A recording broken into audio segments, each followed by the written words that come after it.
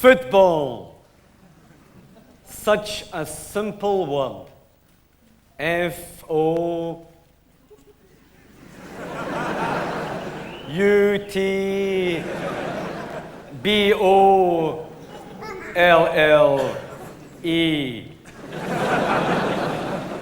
An all-enslaving obsession. An urge that must be satisfied. An itch that must be scratched. An arse that must be hooked. When it's woeful, it's the norm. When it's no bad, it's ecstasy. It's studs dancing delicately down the spine of the psyche. It's a goal-mouth scramble on the nation's G-spot. It's a first touch that sends a tingle up the soccer scrotum. Having said all that which I have just spoken, maybe I should take the rage out of the situation by pouring a bucket of cold water over the dogs of warped delusion that England invented football. It's an hysterical fact that there were 14 Scotsmen at the Stuchie of the Alamo. 14.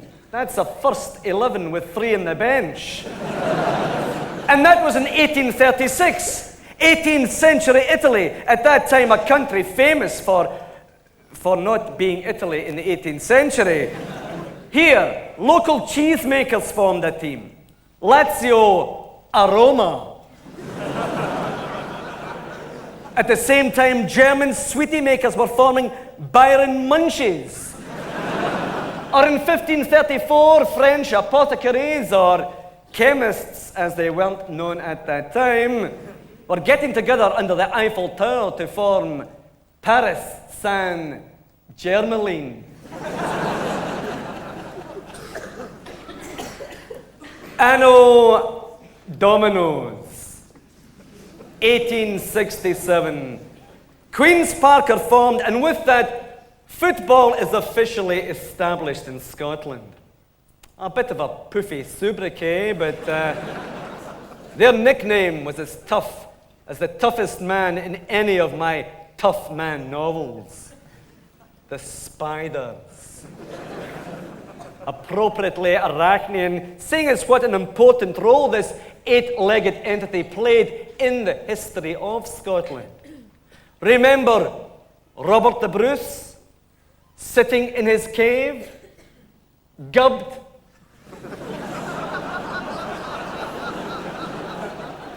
reamed, hiding from the baddies. Then he spots a spider swinging between 2 rocks, back and forward, back and forward, back and forward. It never gives up until it succeeds. The next day, inspired by that spider, Robert the Bruce went out of that cave and made himself a swing.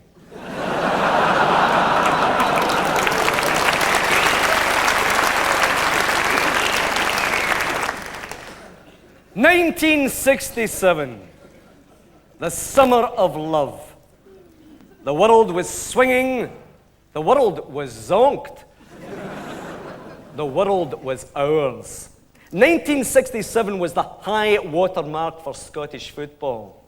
In a soccer sense, we could pee the highest against the football wall. Think about it. Celtic win the European Cup. Rangers are unlucky to lose in the final of the Cup, Winners' Cup. Kilmarnock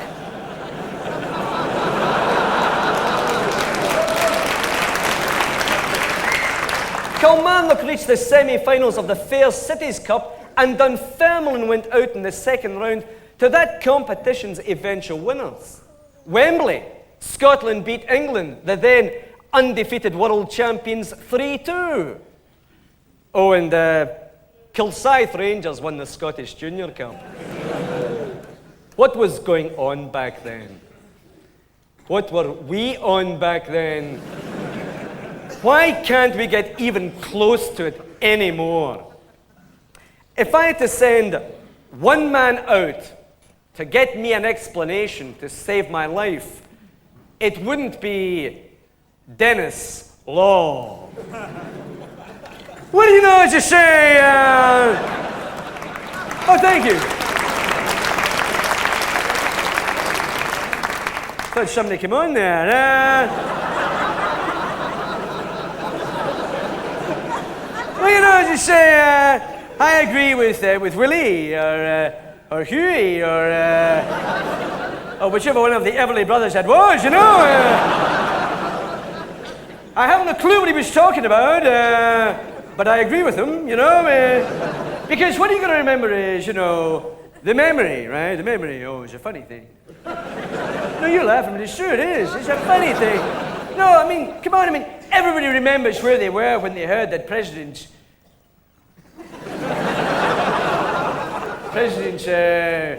whatchamacallum, had been assassinated by Dave Lee Travis. From the book Suppository.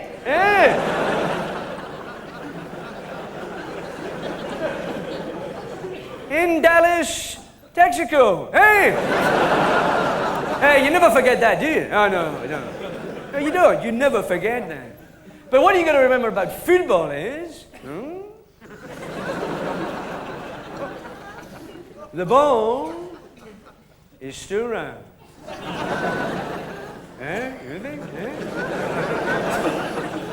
One more time.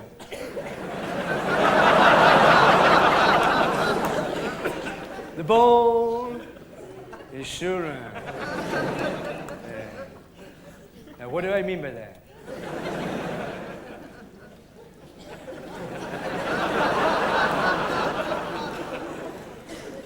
Well, I see the monkeys are back together again. Hey!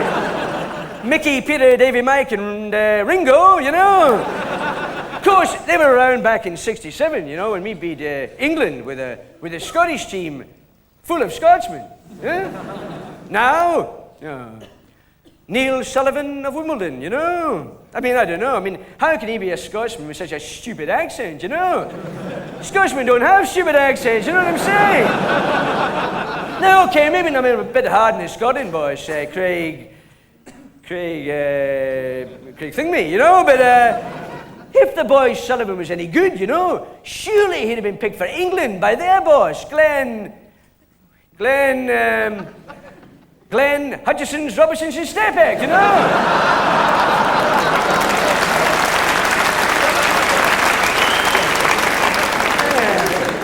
So, got away with that there.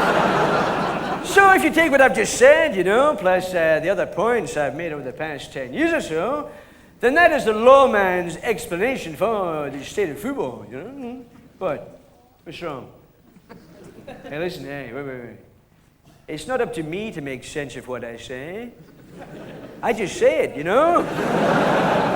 It's up to you to try and figure out what I'm talking about, you know. You and the Scottish media.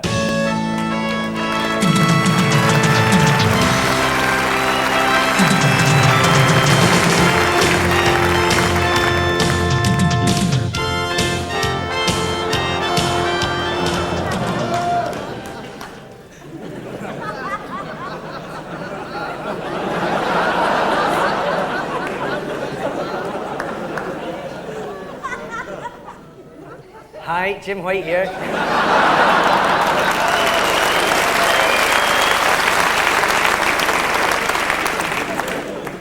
And welcome to Scott's Sports Scene Score Sound 97. A total unique gathering of Scotland's top soccer journalists, confronting the hard questions, the pimps questions, and the burning questions, like Scott FM. What are the implications of the new broadcasting bill? Sports Scene. What are the implications of the old Italian restaurant bill?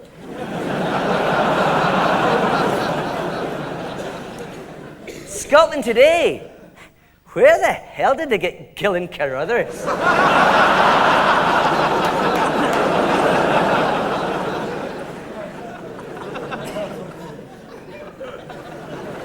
Right, big shock number one. Alex McLeish isn't in the studios with me.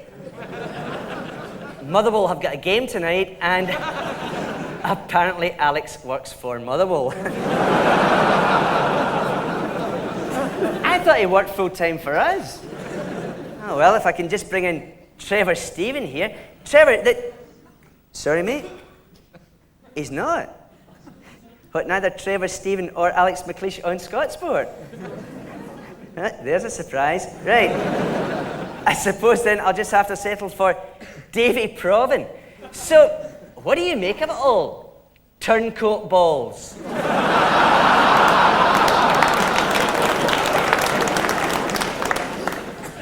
Hello, Jim. Yes, Jim. Well, Jim,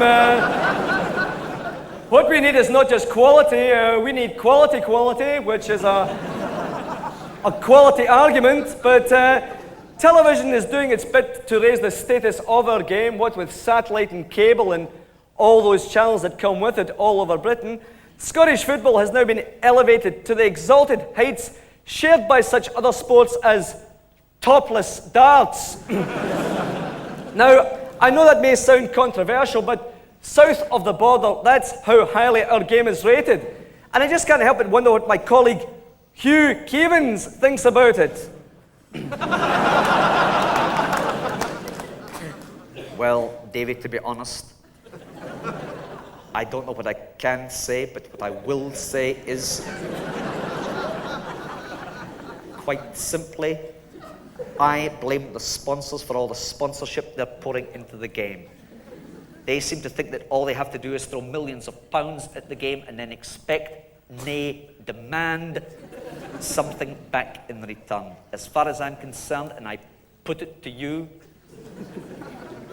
if you eat football, sleep football, drink Coca-Cola, then play football, there's a very good chance you'll book your load.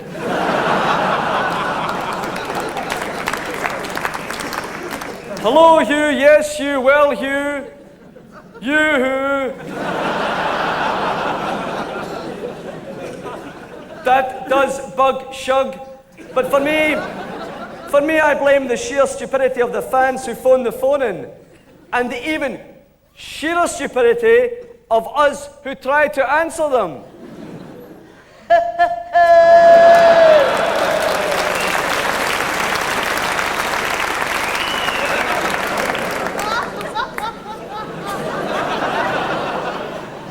I cannot believe Davy Provan has said what he has just spoken.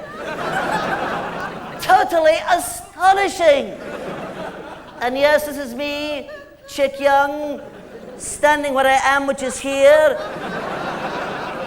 And surely we're missing the point here. Don't blame us, the media, the scribes, the pipples-skipples of soccer exclusives, the diddies with dictaphones, the wallopers with word processors. We merely reflect upon the stories we made up in the first place. For my considerable money, all of Scotland's footballing ills can be laid fairly and on the squarely in the piece at the feet of the referee's whistle. And of course, referees don't want to explain any of their innumerous, horrendous errors. Not even the ones that affect Rangers. Make no mistake, referees and they alone are what prevents Scottish football from making the greatest comeback in Europe since Gordon Smith's hair. Hi, caramba.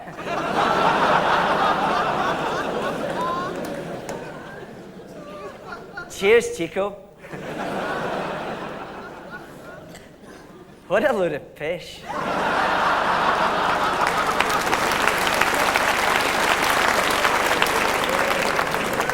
Right. Serious coupon time again.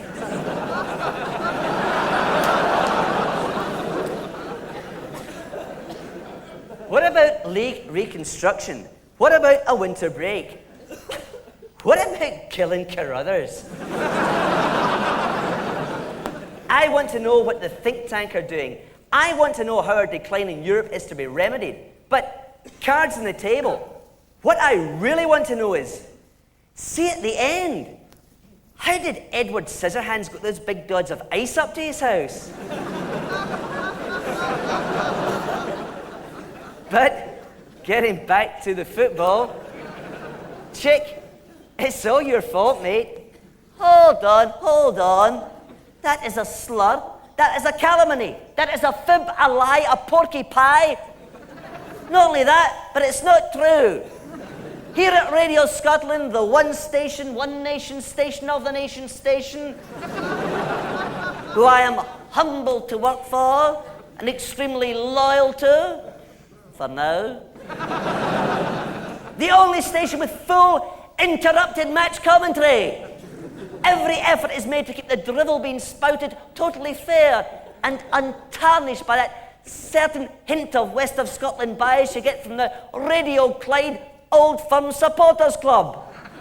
Hello, Chick. Yes, Chick. Well, Chick, at least, Chick, our bias is honest bias. I will concede, however, that Radio Clyde was recently the subject of an official investigation into reports of us transmitting bestial, orgiastic utterances during broadcasts. Turned out to be commentator Dougie MacDonald reacting to a Rangers goal. Call them commentators. Car-coated coconuts with all the verbal dexterity of the Elephant Man.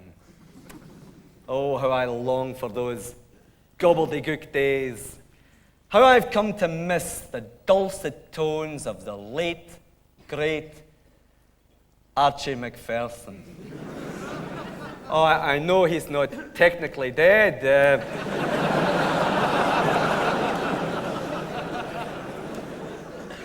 But working for Eurosport is the next best thing. Today, the art of the commentator has its knockers. And one of them is the mighty voice of a football Obersturmbannführer, Jerry McNee. Yes, good afternoon, everyone. And for the benefit of the few of you out there who haven't by now turned the sound down and are watching the television pictures but listening to the radio commentary, a very warm welcome to Ibrox Stadium from me and from former Celtic in Scotland Brammer, Charlie Nicholas. Yes, good afternoon, everybody.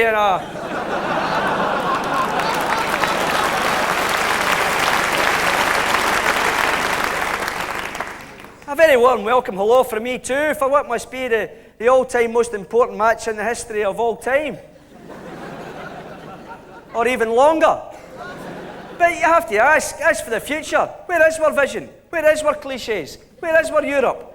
We're moving up a league and getting in with the big boys. You're Italians, you're Germans, you're Dutch, and you don't win the championships of Italy, Germany, or Holland unless you're German, Italian, or Dutch. Although not necessarily in that order, which is ironic, but sorry to interrupt you there, Charlie. It's just that something was happening. And also, I like being rude. It's a free kick to Rangers on the halfway line, and it could just be that this is within the range for Gordon Petric to make a successful pass back to Andy Goram. But no, George Alberts is there, and it looks like there's a hammer on. No, Jerry, it's just the way his shorts are sitting. George Alberts prepares to take this direct free kick. He's going to start his run from 10, 11, 12 rows into the Broom Lawn stand. And who would want to be Jim Leighton facing this? Yes, Jerry, the big man's free kicks are frightening and awesome in the power. You can literally taste the tension. He adds spice and flavour to the recipe, does Big George? And here comes the Herb Alberts now. Oh, sensational goal by Alberts! Yes, to be honest, you have to say, if you feel like it or have the inclination to say so, that was quite sensational. And just another example of a foreign import bringing a touch of brutal finesse to our game. Yes, but let's face it, Charlie, we don't get the very best of the Europeans in this country. In England, they get the Patrick burgers. In Scotland, we get the turkey burgers.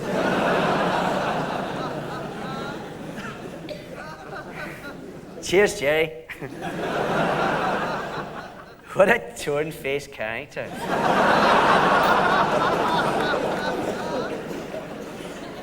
Right, foreign power. George Alberts. What a hun for a Tim.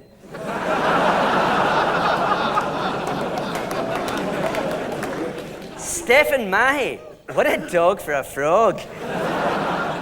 Cadete.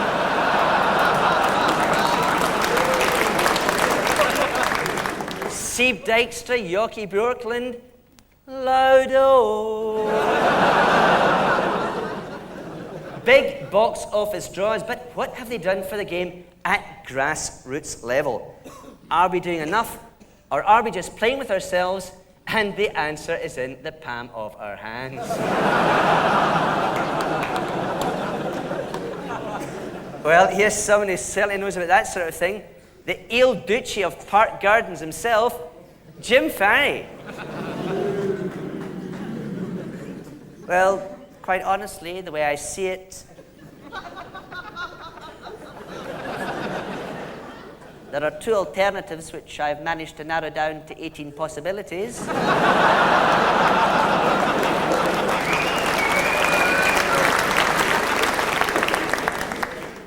But is this what you want? Well, I tell you what I want, what I really, really want. So, tell me what you want, what you really, really want. So will the lawman say, right?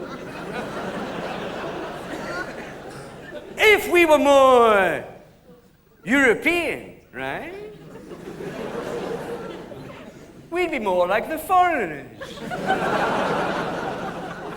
You follow? And if we were more European and like the foreigners, right? Then the European foreigners who come over here wouldn't feel so foreign. And then we wouldn't have to discuss such issues like, there are too many foreigners in our game, because we would all be European and there'd be no such thing as a foreigner. No. When I was in Torino, right? Oh, I was there, oh yeah.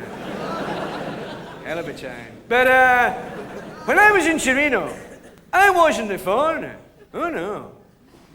They were the foreigners.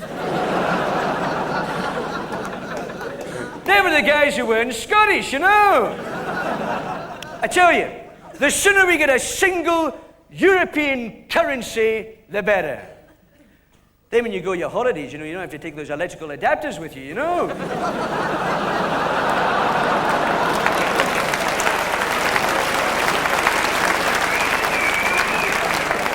Just plug your hairdryer straight into the socket, But I don't know, there must be other simpler ideas, I don't know. They could clone players, couldn't they, But why not? You're laughing, but it's true. They cloned Dolly the sheep. That raised eyebrows throughout the world and raised temperatures throughout Aberdeen,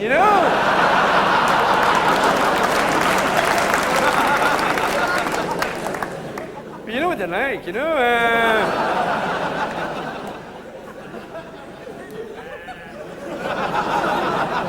And talking of my old hometown, you know, you have to say that Roy Aitken, you know, and wee Tommy Craig are doing a fantastic job.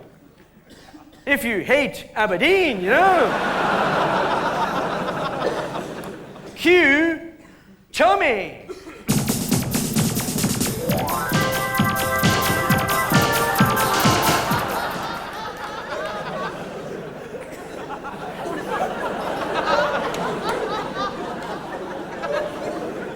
Hello.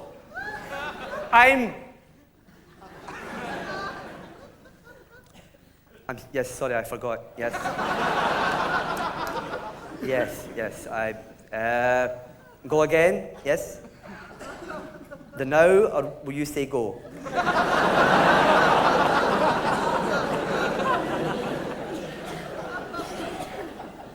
Q.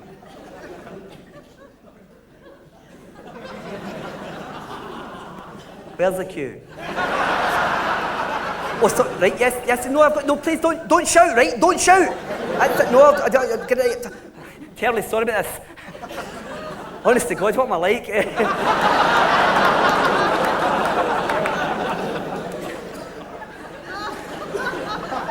I'll get the hang of this one day, you know.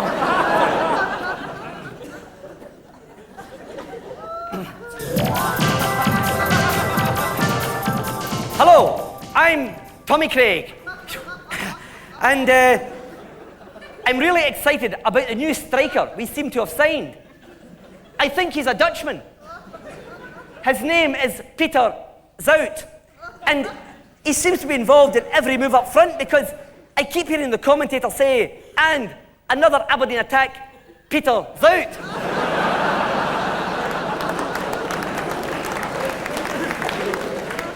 I'd like to see Tommy McLean snap up a bargain like that.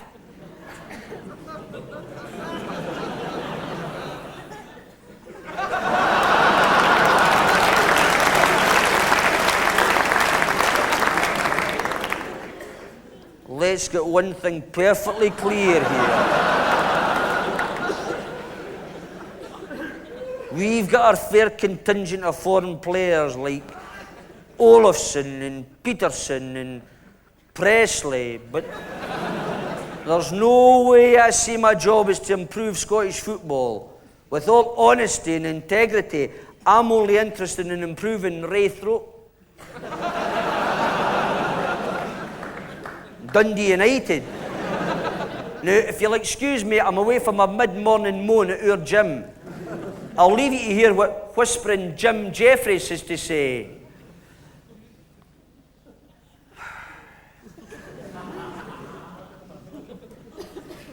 Well, as you can see, I'm really fired up.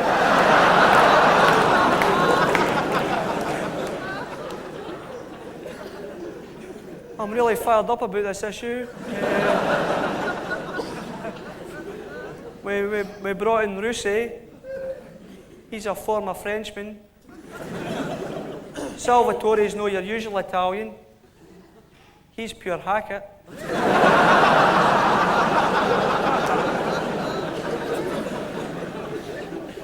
Flugel, the Austrian, is versatile. He can be rotten in a variety of positions.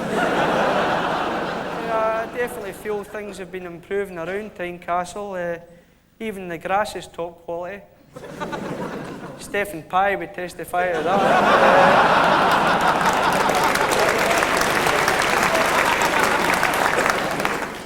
I'd just like to point out that as well as the foreign lads, we have our own home-baked talents too, which is good news for Craig Brown. Hearts. James Jeffries' team. Yes, I have heard of them. And I'm sure some of their players, like Davidson Weir and Neilston McCann, could be regulars in the Scotland team. All they have to do is stick in, work hard, keep their consistency, and join the old firm. But the real problem for me comes when the old firms start signing foreigners. Then I've got to go to remote parts of Scotland like Dundee. and Wimbledon to look at players. I mean, come to grips, Walter. Apart from the fact they're better footballers, what's the big attraction? Oh. Obviously not. Particularly, the foreign players seem to be fitter and seem to be, at the present moment, generally much healthier than the Scottish players. I put that down to Europeans having much more blood in their alcohol system.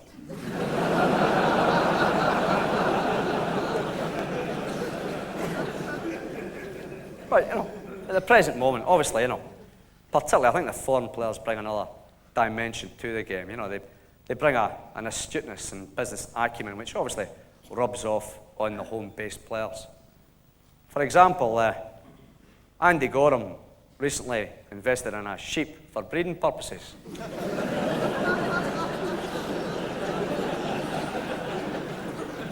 To me, he's enough problems when he goes home smelling a perfume.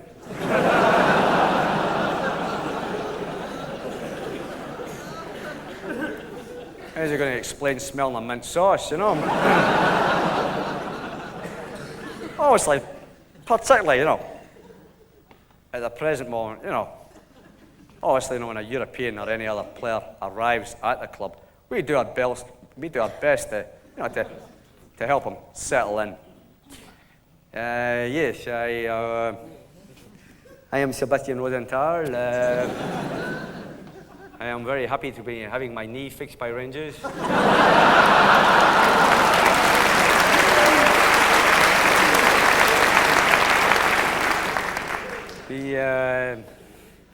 The Rangers treatment table is the only treatment table I ever wanted to lie on.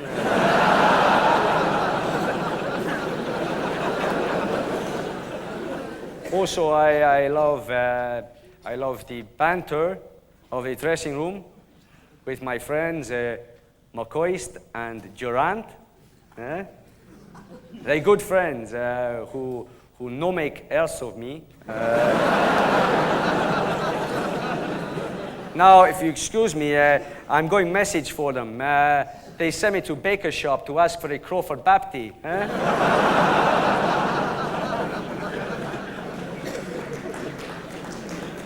Cheers, Seb. What a potential character.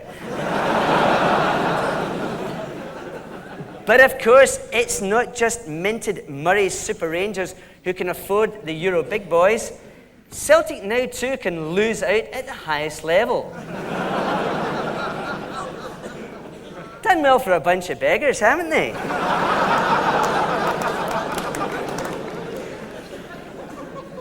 And at the start of last season, Tommy Burns was well aware of all the problems this brings.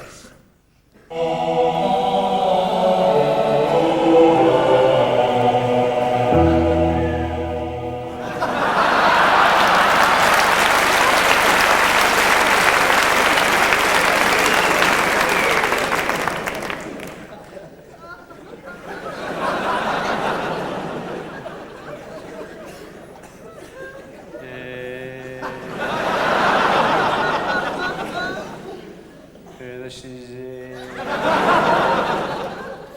very, very true. But it would also be very, very true to say that we at Celtic Football Club have a slight language problem. Sometimes the players look at me as if they can't comprehend what I'm saying. But that's only because they don't understand what language I'm using. So I just have to stop giving my teen talks in Latin.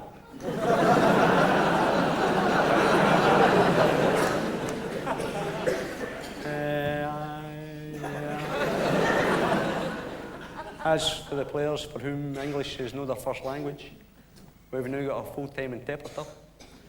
So hopefully, very, very soon, I'll start to get through to Tosh McKinley.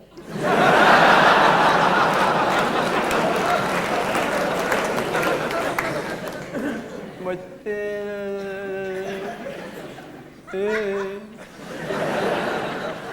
the foreign players soon pick up valuable expressions very quickly. didn't take George Cadetti long to learn how to say, "Gives me money." I think, to be fair, Enrico Annoni has found it hard.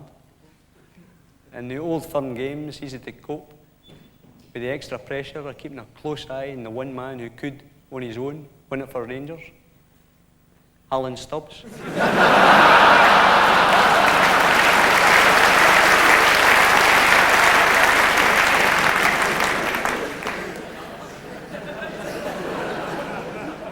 But I think the ones who settle quicker are the ones who, although technically foreign, are mental enough to be Scottish. Like Paolo Di Canio. Yes, he's true, no bother at all.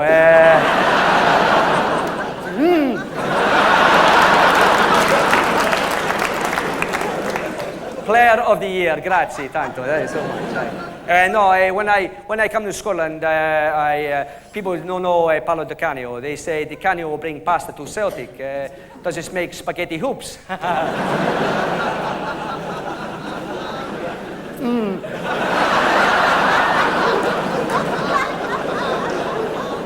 Haha, I say, good joke, fine, but no laugh.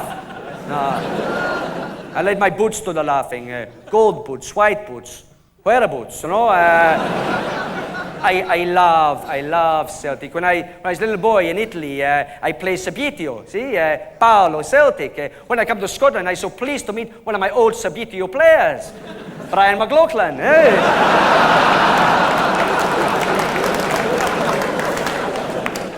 Paolo was very happy, but then sadness broke my heart. Fergus McCann. I'm sorry, but for him, a verbal agreement is not what the paper it's written on.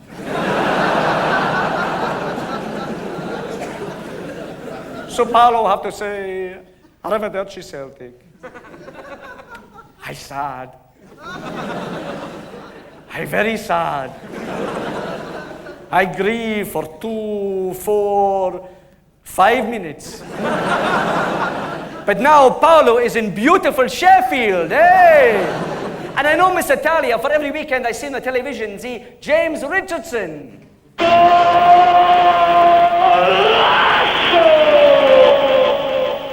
And welcome back to Gazzetta Football Italia, a pizza pompous smuggery and smart-ass comment from me, James Richardson, and with me, the men who know the Serie A, the Serie B, and the Serie A side of Italian football.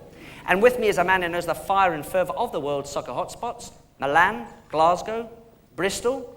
He was big, he was mean, and he was always on his backside complaining to referees. Joe Jordan.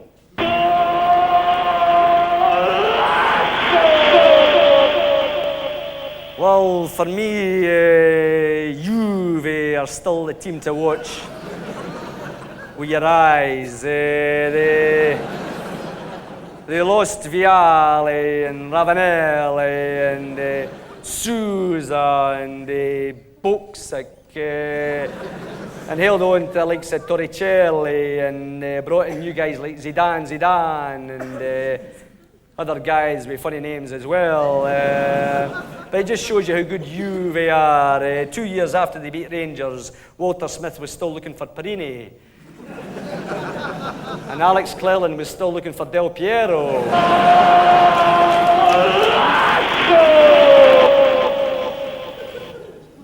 The rise and fall and fall and fall of Scottish football reads like some kind of tragic tragedy.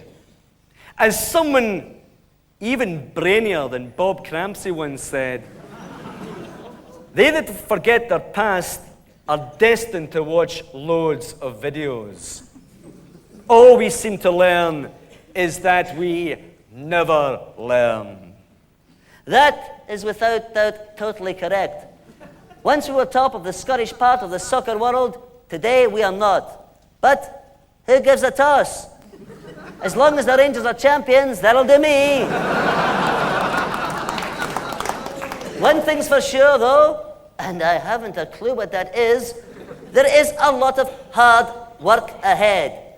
No sweat, no get. No gain, no pain, no gain. I'll start that again. No pain, no gain. No sweat, no get. No hair, no fair. Yes, Jerry McNee here, and I say, bin this nonsense now. What we've got to remember is that in Planet Football, Scotland is the bit of the ball that landed on the dog's jobby.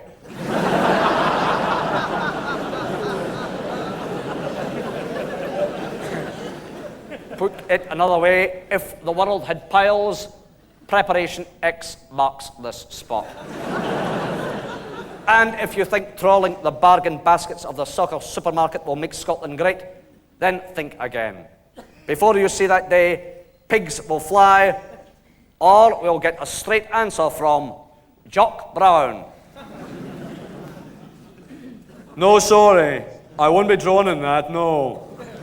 No, I refuse to comment on what it is at this stage. Mere speculation. No, sorry, no comment. What I will say is, for me today, it's all about success. And perhaps it shouldn't be. After all, quite often the chase is better than the catch, and getting there is more exciting than being there. A pulsating final is one thing, but for me, you can't beat a throbbing semi.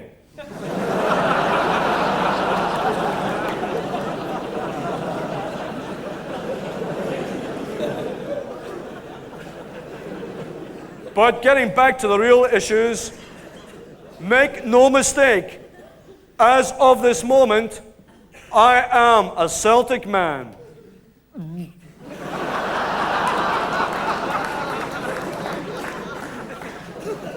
On a medical note, yes, Georges Cadetti had lost the plot. But the club did look after him. I took him some Lucozade and a packet of Opal fruits to his luxury padded cell in Portugal. And I'm aware of criticism from some quarters about the bus you could drive through the Celtic defence. Well, let me reassure Celtic fans right here and now that I know what needs to be done, and I'll be making every effort to ensure that bus is fully taxed, insured, and MOT. Now, any questions? Graham Souness? Yeah, for sure. Can I just say something here? Scottish football's problems. Well, it's all historical. The way I see it, after 1967, we were definitely sabotaged. Quite simply, they couldn't take it. The FA, FIFA, the English-controlled media, they decided that something had to be done to sort out those impudent jocks. So, they got together with the government and made sure that the Scottish footballer would never be the same again. They introduced all-day licensing.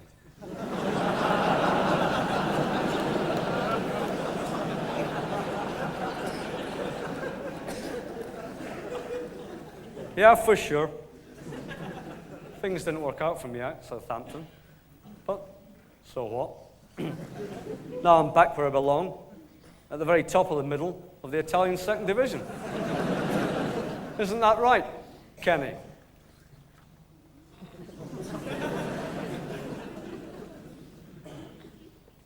Kubi. Kunobi. I don't know if I fancy it myself. What with the rockets and flares and riot police. I'm just not passionate enough about the game for me.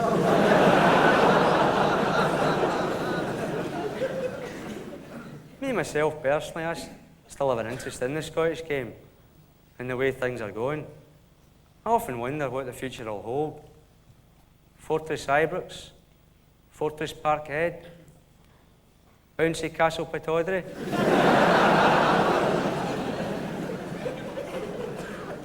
But I have to say, I'm happy here at Newcastle.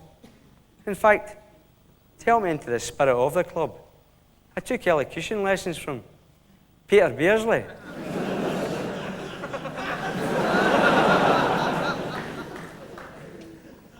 And obviously I was really sorry to see Kevin Keane.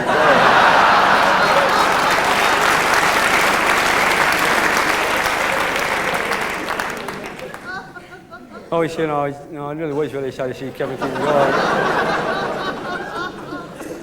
But it was his decision, and good luck to him, He obviously felt, he had to honour his commitment. He obviously felt he had to honour his commitment to the Sugar Puff Sonny Monster, but Kenny's here now, and he'll have his own thoughts, thinking in his head. Obviously, I told him, that opposition supporters call me Quasimodo. But, Kenny was great. He says, don't take the hump.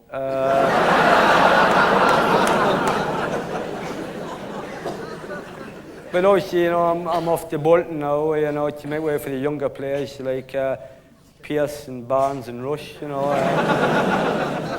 And I'm sure Kenny will have them doing exactly, what he wants done, just as soon as, he's figured out for himself. But one thing, is crystal clear, and that's the Magpies will be back, still bringing new players. I still do the lottery, but I don't like Liam Gallagher and Patty Kendall, But no, the Magpies will be back. I still do the lottery, but I don't like Liam Gallagher and Patty Kendall, And, I can't put it any clearer than that.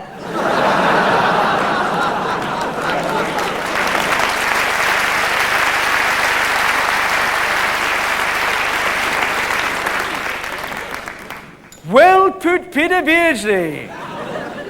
That needed saying. Whatever it was he said, But let's forget about the past, right? And let's look at the history.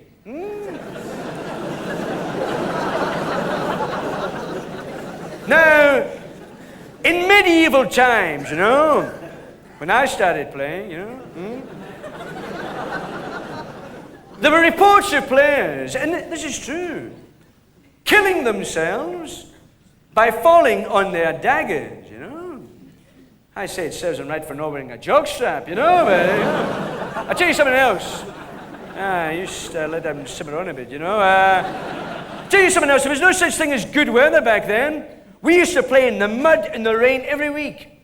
I used to come off looking like a cross between a drowned mongoose and Swampy the Road Protester, But at least, there were real players back then, some great two-man double acts, like Hurst and Peters and Lee, and the two German lads, Beck and Bauer.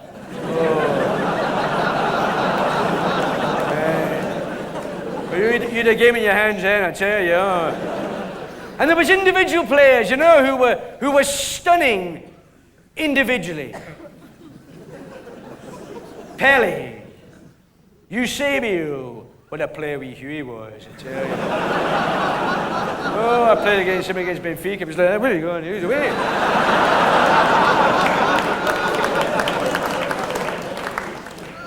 Paddy Crerand nailed him, that was all right. But, and what did I think of Maradona? Well, I think she should have won an Oscar for Evita,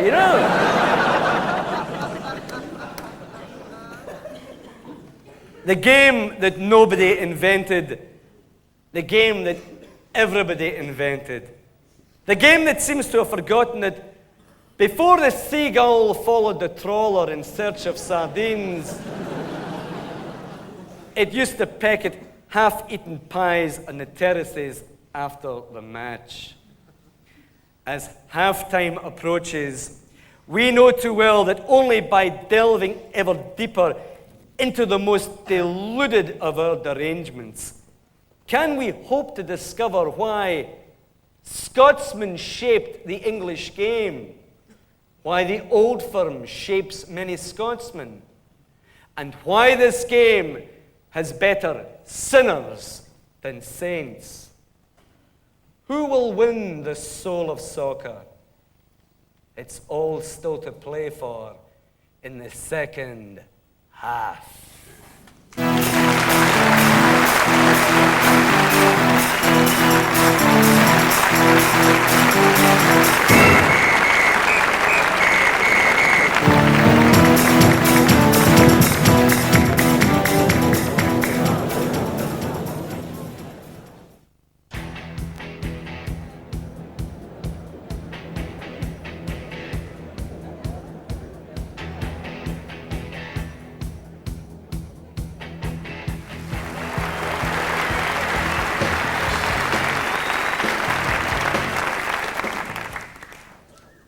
Third Lanark FC. Born 1873, died 1967. A great Scottish footballing institution came to an end. Or, put it another way, we had one less Diddy team in the league. To this day, if there's a photographer around, I head for the bleached bones that were Cathkin Park and saunter enigmatically amongst the discarded Donners and the jettisoned Johnnies and pose Harry Exley on the grassy knoll where progress assassinated a soccer dream. It was a time of innocence, a time of naivety, a time before the chattering classes stole football and started talking about it, not in the terms of a rare game, but as the ballet of the balloon, the opera of the oppressed, and the drama of the deranged. So, if the law of theatre can accommodate the beautiful game, can the beautiful game accommodate the theatre of law?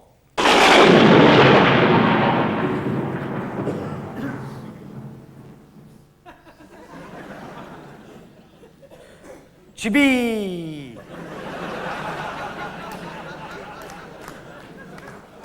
Oh, no, Chibi! Right?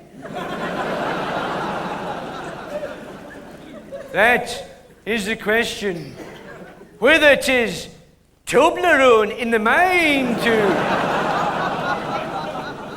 to suffer the slings and arrows of the outrageous fortunes paid to average players these days. Or to take arms against a season of troubles, then take it up with your agent. To die, to sleep, to sign for Hibs, to sleep, perchance to dream, and ball watch. Aye, there's the rubbish. For in that sleep of death from watching East Stirling, what dreams may come when we have shuffled off this Morton coil. No bad, eh?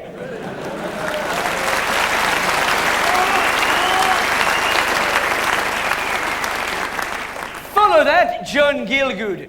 Well, you know, as I say, when I was in Torino, dear boy, I stole those marvelous suits from dear Joe Baker. And this darling Oscar Wilde once said, there's only one thing worse than being talked about, and that's been talked about by Chick Young. Hold on. This is getting stupid. Can we dispense with the amateur dramatics and get back to the serious business? Thank you.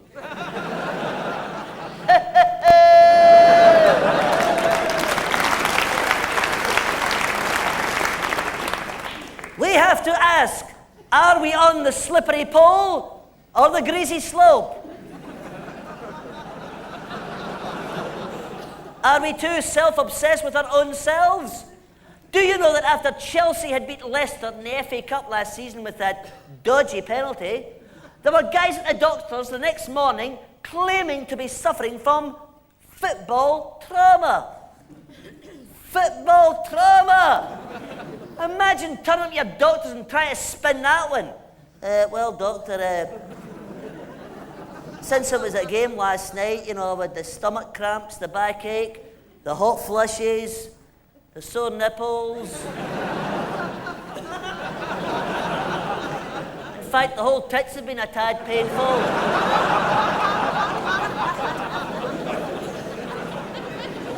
The sore napper, I'm half sex, I'm emotional. I'm great at anything. Water retention round the hips, rage, paranoia. It must be football trauma, unless it's PMT, post-McIlvany tension. McIlvany as in Hugh.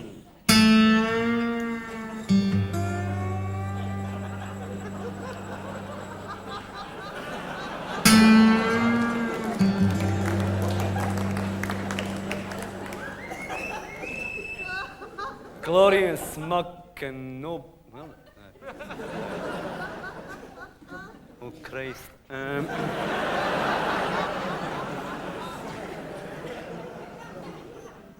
Glorious muck and noble glory and black, black dust.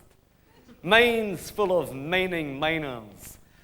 Working class men who actually worked and played hard as well, so they did. From minefields to football fields was a quantum leap of some quantumness. But for some, a few, not many, the midnight special was not a quickie in a set-in band, but the great escape. No one understood this better than the sort of men I'm always going on about. Football men like the Steens, the Busbys, and the Shankleys, like Steen, Busby, and Shankly. If I was alive today, I'd turn in my grave.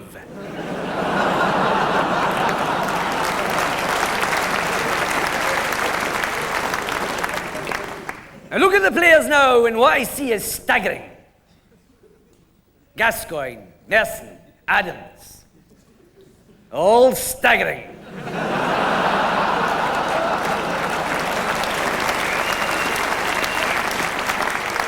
As for Duncan Ferguson, the boy's got the blood of Bruce in his veins. Bruce Lee.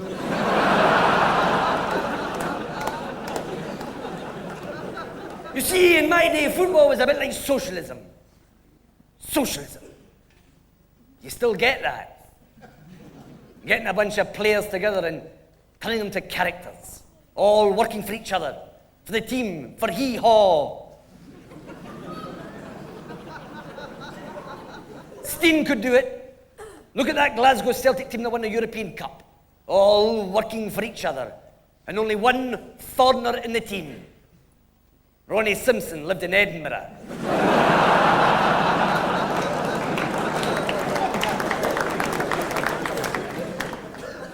Shanks. Oh, I remember him going up to Jock Steen in the dressing room at Lisbon and saying, "John, where's the toilet?"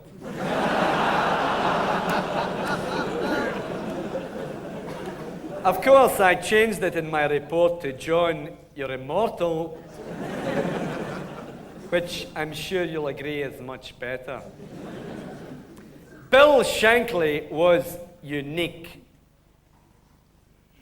He was like Sir Matt Busby.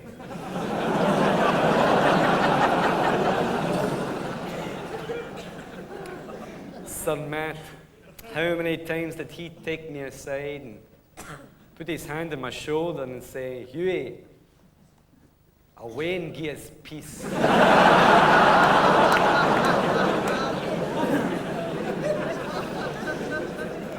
That was Busby. I think the biggest job in football is be manager of Manchester United. Over the years, managers at this club have had their hands in the European Cup, the Captain's Cup, the FA Cup, and in Tommy Docherty's case, Mrs. Brown's B Cups.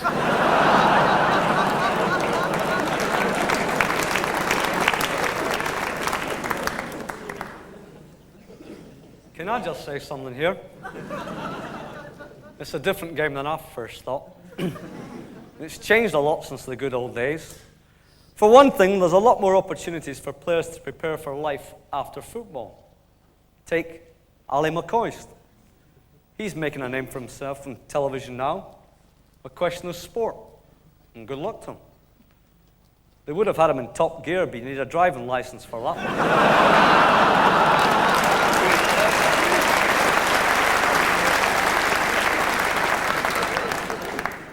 But seriously, I can see more ex-professionals moving into television.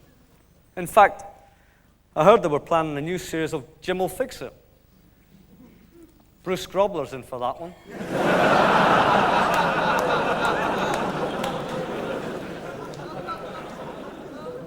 Allegedly. Yeah, for sure, it's changing. And I'm sure Kenny would agree with that. Maybe he's aye. Maybe he's no. Could no be a risky move. Taking over wherever it is I am. I had a job with Carnegie as a super scout. But I decided I was kind of English and no Baden Powell.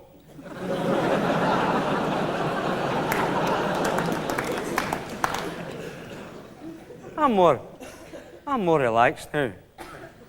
In my spare time, I like to watch old games on the television. What would be my match of the 80s? It would have to be Danny Baker's face and Alan Hansen's arse.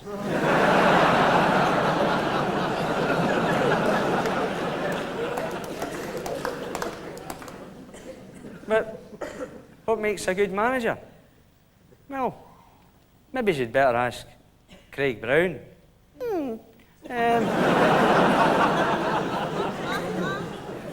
Many things, Kenneth. For example, have you noticed that many successful managers shortened their name? Alexander Ferguson became Alex Ferguson. Joseph Kinnear became Joe Kinnear. And Ronald Atkinson became Ron Atkinson. I've often wondered why Arsene Wenger hasn't done the same thing too.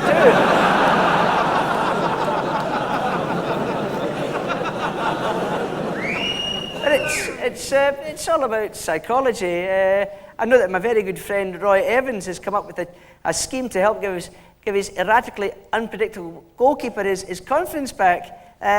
It's a new kind of gloves called OJs. Wear them and you get away with murder.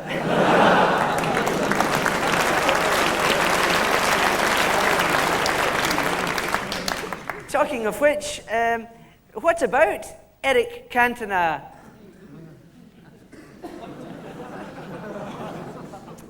As you know, I have chucked the football. I know my behavior has been in the past sometimes bad, but I regret nothing.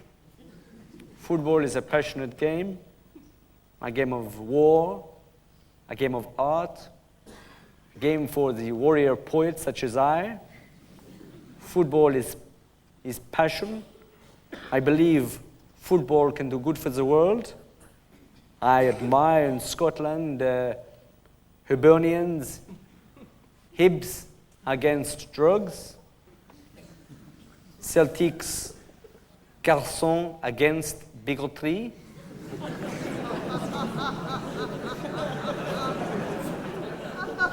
And especially Andy Goram's Women Against the Caravan Door.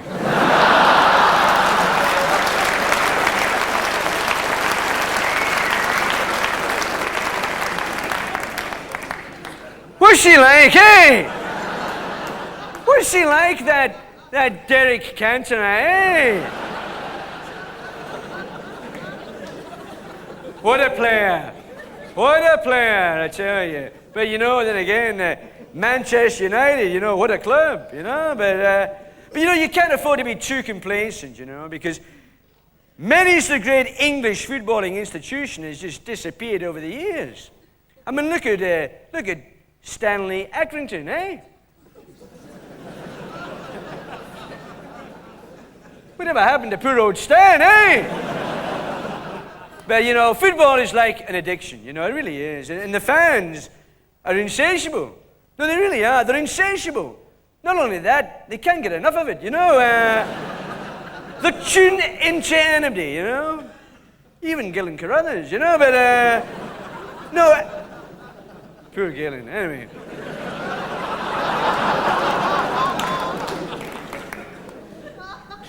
No, it's true. What a neck.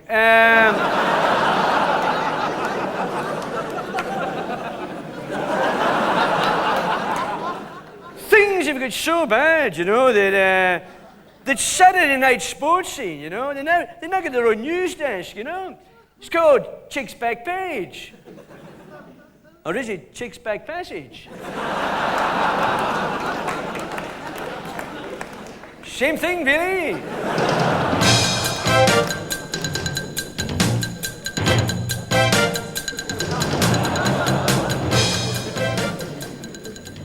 We're all for making football entertaining, but I can exclusively reveal to you tonight there has been a call for the end to the growing trend of having those big stupid muppets stumbling blindly about football pitches. If critics have their way, this could mean an end to the likes of Broxy Bear at Ibrox, Hearty Harry at Tynecastle, and Drago Likovic at Rugby Park. Strange, but totally true, moves are sensationally afoot to form a breakaway league of the 10 top clubs in Scotland. Just as soon as they can find 10 top clubs.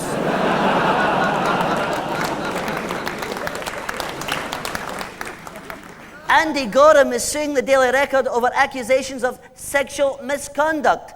Gorham claims the article tarnished his reputation. Come on, give us a break, Andy.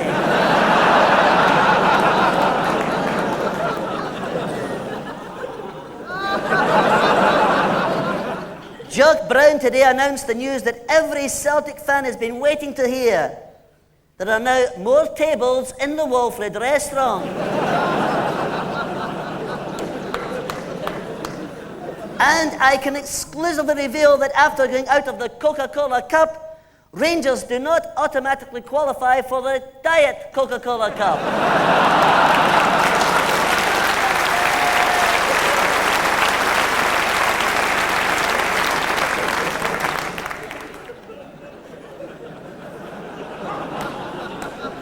There's the pity.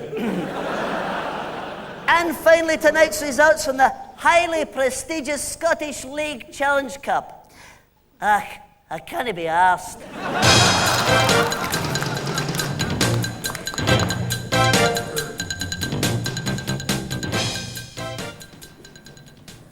In the home of the Scottish psyche, football is the jewel in the crown emulsion. The art in our Artex, but it is also the pape in the wallpaper and the daub in the double glazing.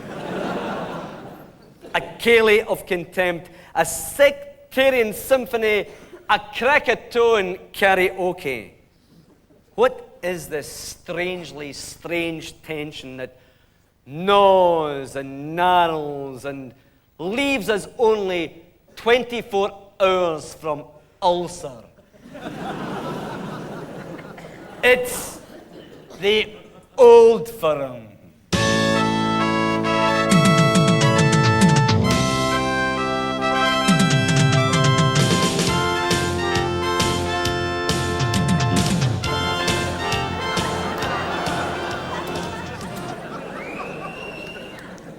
Right,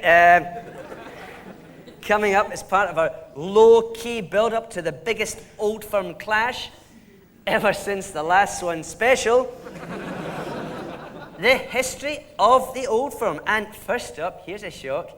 Celtic were formed by one brother Walfred.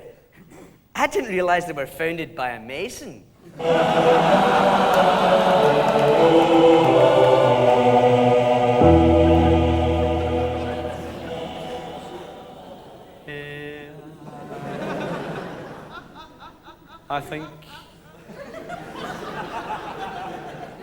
I think everybody knows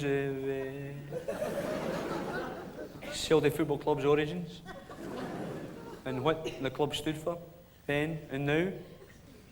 And no matter who's in charge, they will continue to be vigilant and pursue the dream that the hungry will be fed.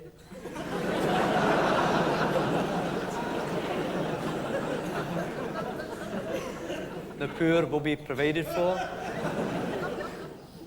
David Hanna will get a shot in target.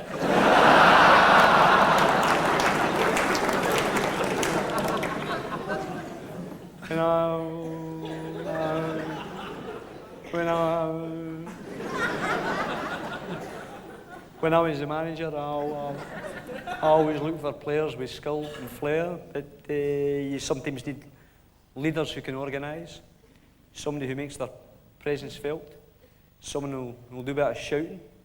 It's hard, tough, instills fear in the opposition. But unfortunately, we couldn't agree personal terms with Big Max Haney.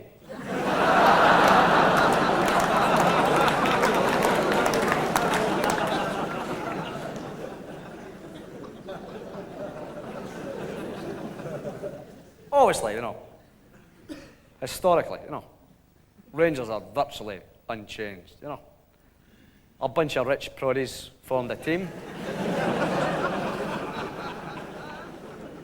And today, a bunch of rich proddies runs a team.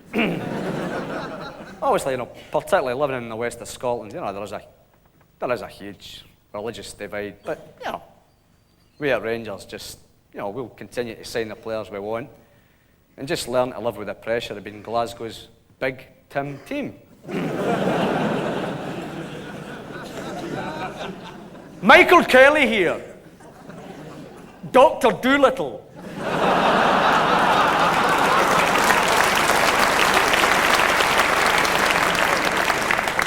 Let me warn against getting caught up in all this quasi-religious nonsense that pollutes this part of Scotland. Let's deal only in the following facts. 1. Proddy dogs eat the frogs at 2 and tuppence halfpenny.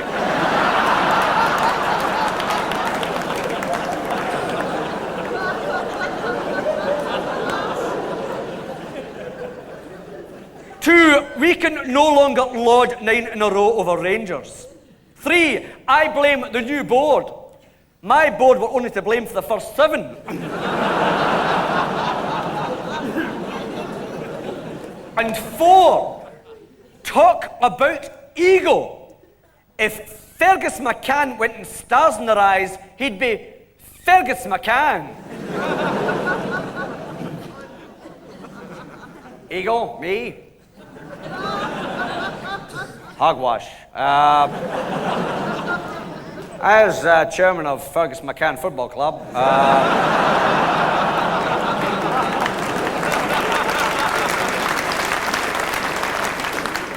let me put it this way, mind your own goddamn business, But, last season we were too busy addressing the serious issues facing football, like fans smoking joints at the games. Some of the smoke was wafting onto the pitch and affecting the players, Brian O'Neill kept hallucinating that he was Franz Beckenbauer,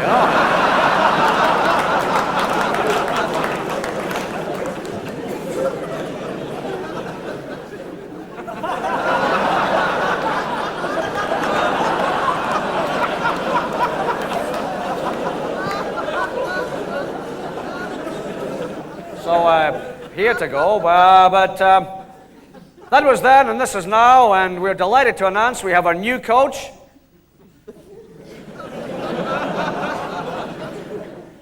the man to stop Rangers doing 15 in a row.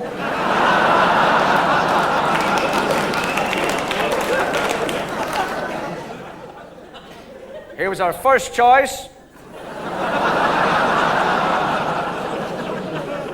Just as soon as we heard he'd take the job,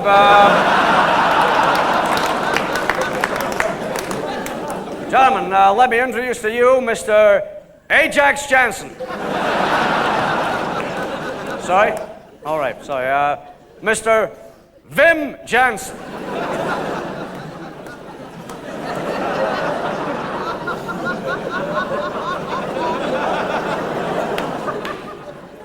Oh, for sure. Hopefully, I could maybe try to win something, but might not.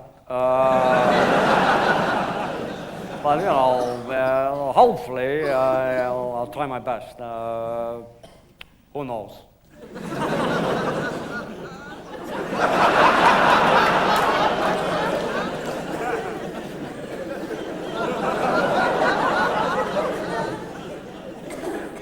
Cheers, Vimto.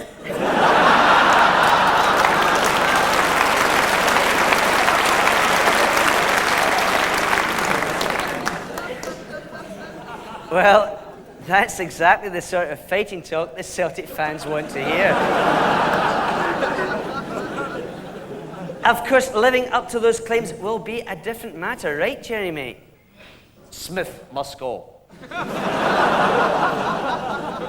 The number 8 must go. The fields of Athenry must go. Great.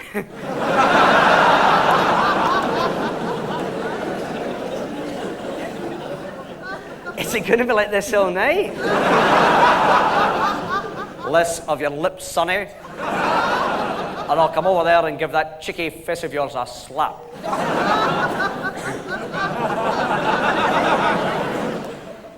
Tremble, tremble, Jerry.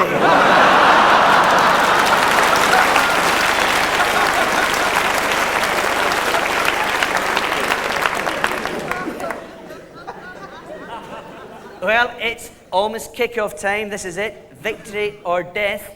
The big one. The final conflict. Boyne 2.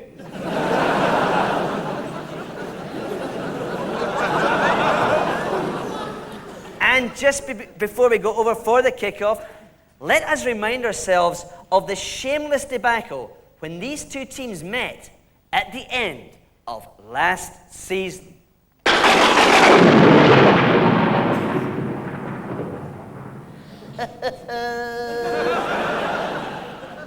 But I'm not laughing. Dateline Celtic Park, the gospel according to Chick, on the road to Damascus. Unbelievable! The SFA must pretend to come down hard on the Old Firm after this outrage. Make no mistake, this wasn't about football. This was about rubbing noses in the dirt. And it was totally brilliant! The pre-match tension you could cut with a spoon. And then came a shock. The match ended, and Ian Ferguson hadn't been booked. Paolo Di Canio made a beeline for Fergie, and Fergie, sensing things were turning ugly, and that's good coming from him,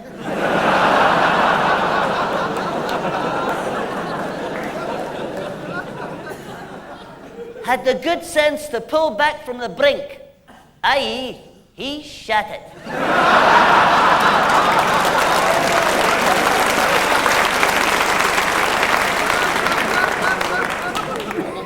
The Celtic boys were well out of order. The Rangers boys were like angels. And then came that huddle. Orgasmic!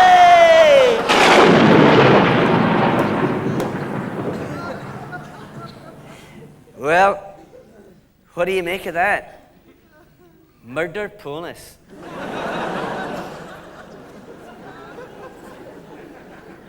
Yes, that really was a sad, sad day for Scottish football. Yes!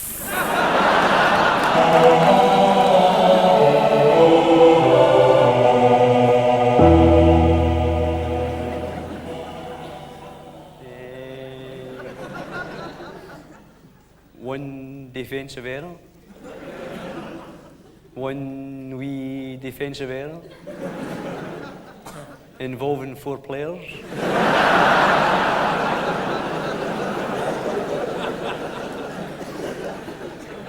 And that was us.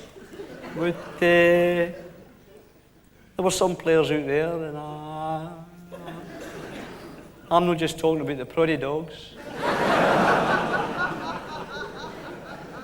I'm talking about the half-decent, ordinary proddies as well, who should have known better. And so what if Rangers leave with a huddle? Whenever they meet a decent team in Europe, they'll leave a puddle.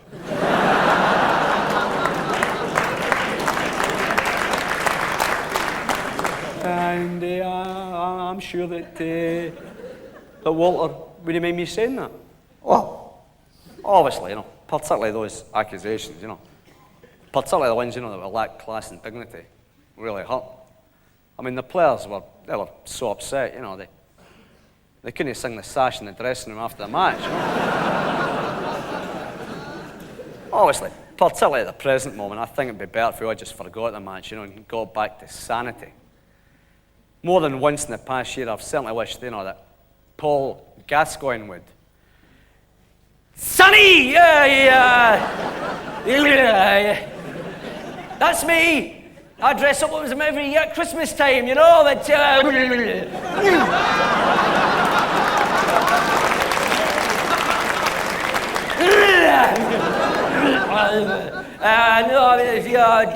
tried, I went to see Beachy Crawclough and he stopped his drinking. I was so pleased I went and got pissed to celebrate,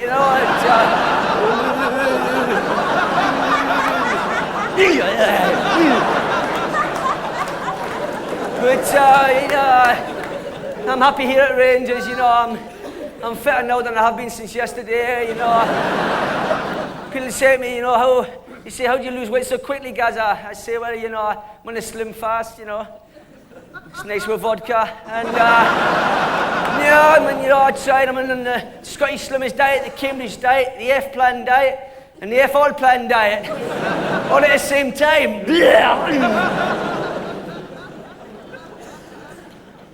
Totally shameful.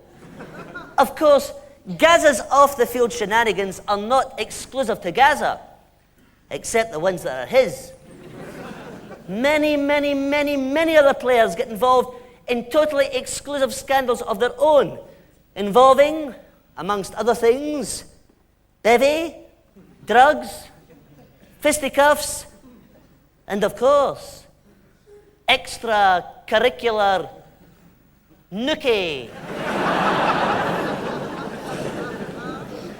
What about Edinburgh rivals Kevin Thomas and Willie Miller discovering they were having an affair with the same woman? It gave a whole new meaning to the phrase, going up the tunnel together.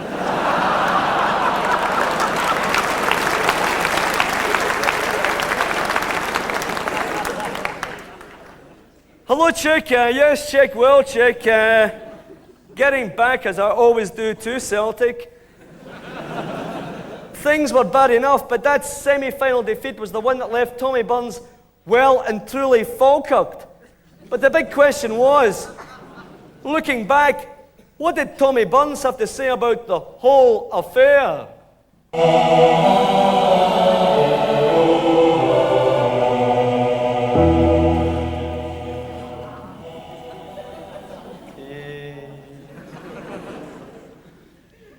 No comment. Except to say, be philosophical. That's my philosophy. And no man is bigger than the club. The club I'd like to hit Fergus McCann over the head with.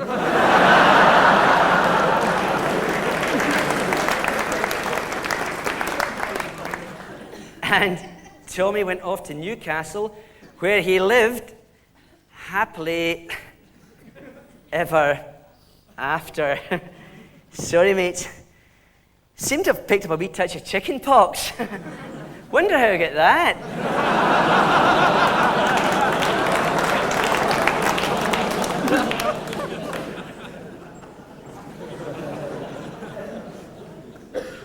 That smug conceit we ooze, that patronizing arrogance with which we judge the greater talents of lesser character. What do you know? What do I know? What do they know? What does anybody know? Judge not, lest ye be judged. Let he who is without sin cast the first stone. Him that smelt it, dealt it.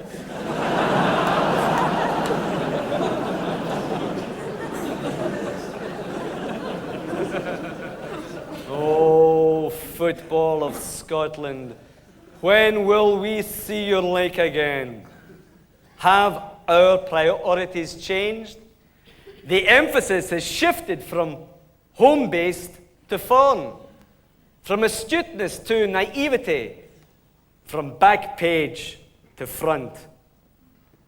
We strive to create a role of dishonor, a scream team supreme, as we drift downhill towards the nightclubs, the bars, and the discos of Soccer Babylon.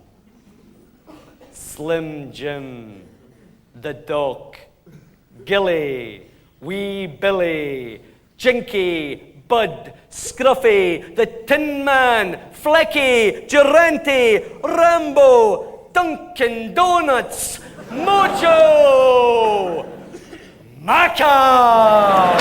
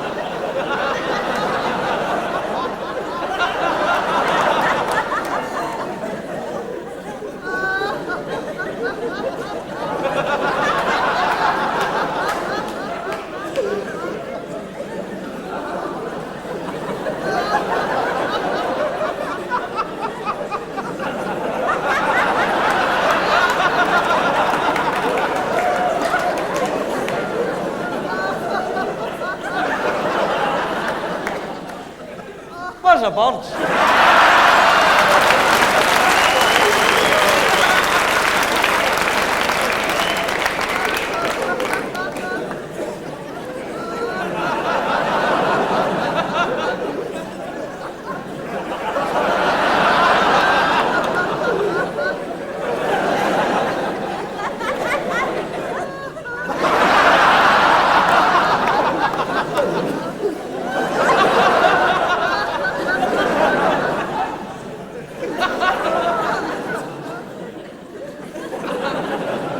Man's no happy about it either, you know. Well, I kidding, dog. You I think, all right.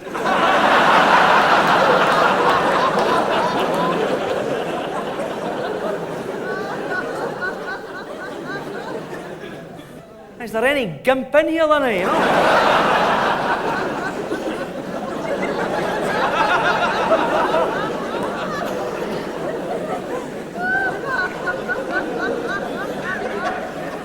Did you see my story in the Sun? My autobiography all about me. My story by Francis Frank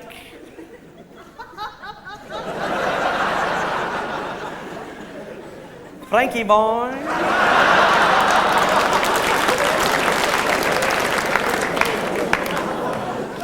McAvenny. I have to say it was brilliant to read about my life because, to be honest, you know, I couldn't remember any, you know.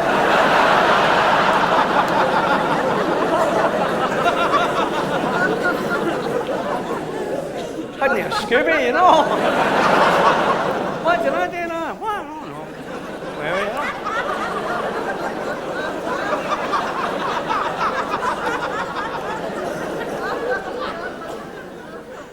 You know, I have to say it's not been easy for the Frankie boy. Not been easy. I feel as if I've the schlong of Damocles hanging over me, you know. But as they say, actions speak louder than birds, you know. So before MD says anything about the diving expedition for the sunken treasure,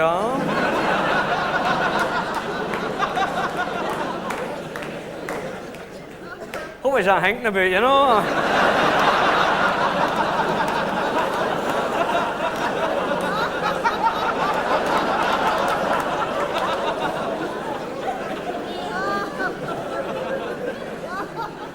I should be. No, that's all behind me now. I've now got a brilliant new money-making scheme on the go. It's cool, it's cushy. It's a pyramid savings scheme in Albania, you know. And what about Peps? Nah, Charlie sometimes, but I never took pills, you know. I mean, contrary to popular belief, I'm not just some kind of daft boy Disbo who doesn't know what's happening, you know. For example, there's going to be a referendum soon, right? Will it swing to the left? Will it swing to the right? Well, I'm sorry, mate, that's between me and my tailor, you know.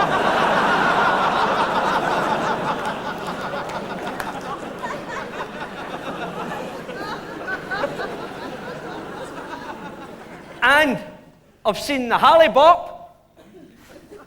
Some people think I am the Hallybop. But I'm on there, you know. It's a comet, right? It's brilliant that. How do you manage to get electrical show up there, eh?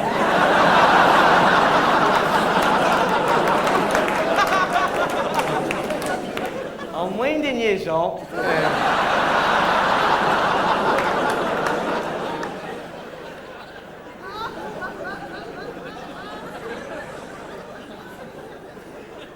What am I doing myself these days? Let me see. Well, I've moved into the world of publishing.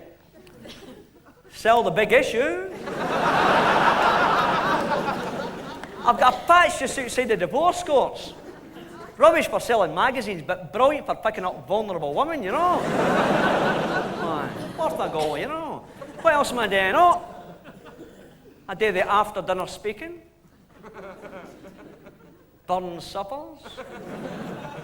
Toast to the birds. Who else, you know?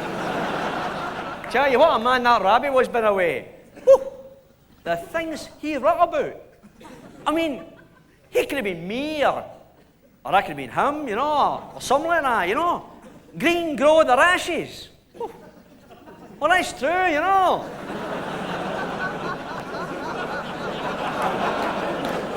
Especially don't get the penicillin onto it pronto, you know.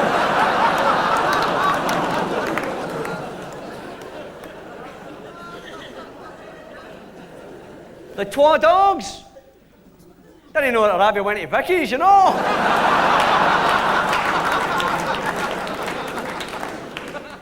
And holy Wally, whew, did that bird have sharp teeth or what, you know?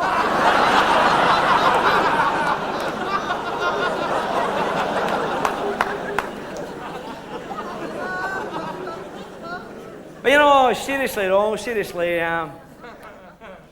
sometimes the laughter has to subside, you know. You've got to stand up, look at yourself in the mirror, and admit to yourself, my name is Frank McAvenny, and I am a birdaholic.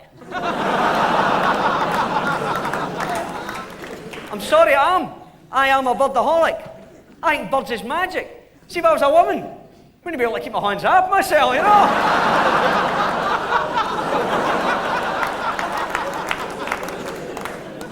Because, you know, I started when I moved to London, you know, to join West Ham, you know, and the birds that were chasing me, you know, I was like that, you know, what? Hundreds of them, you know? Thousands. Millions. Thinking the biggest number in the world, right? Double it. That does you come close to the number of birds I've had, you know? I'm not talking growlers here.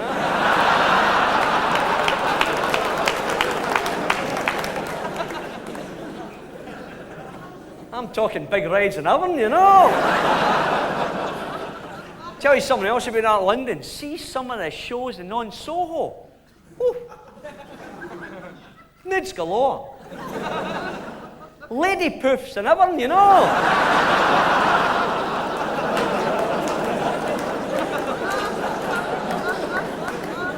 I'm like, you know, what are you?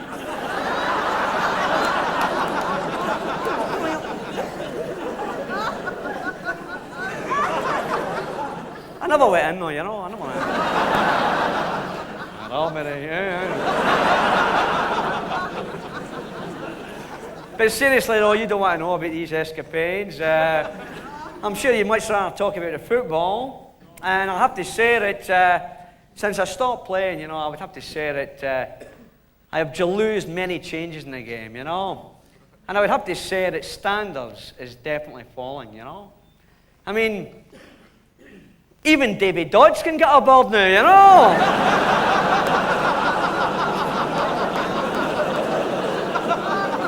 I'm like, what?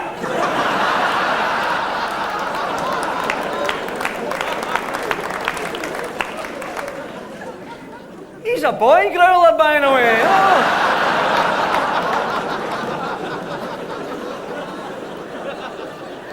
Couldn't believe it, you know. But I don't go to many games these days, you know. I tend to listen to them on the radio. And I couldn't believe it. I was listening the other day, I heard the commentator say there were blokes out forking the pitch.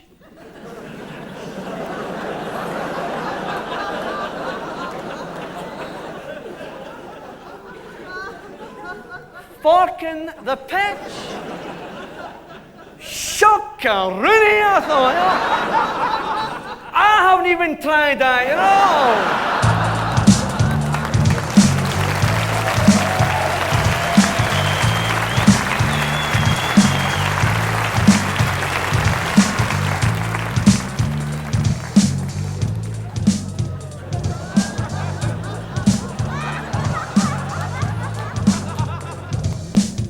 I'm going to do a wee song for you now. It's called the Macca Rap, okie dokie. Hello, Glasgow. Macca can't hear you. I says, hello, Glasgow. That's fair, there we go. Blonde-haired, blue-eyed, toothy, trim and lithe, scoring goals and boring holes and winching Jenny Blythe. West Ham, bam, king of Stringfellas disco. Milton's best, defensive pest, St. Murnick's buddy Francisco. How about it? Flying high, do or die, zooming but no on a Harley.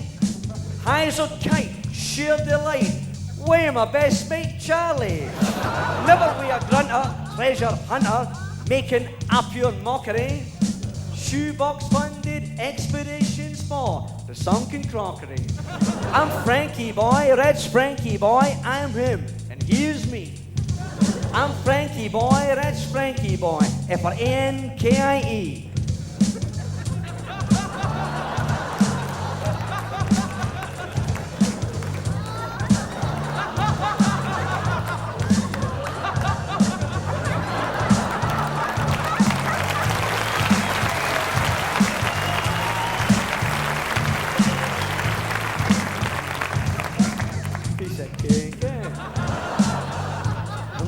try again, I tell you.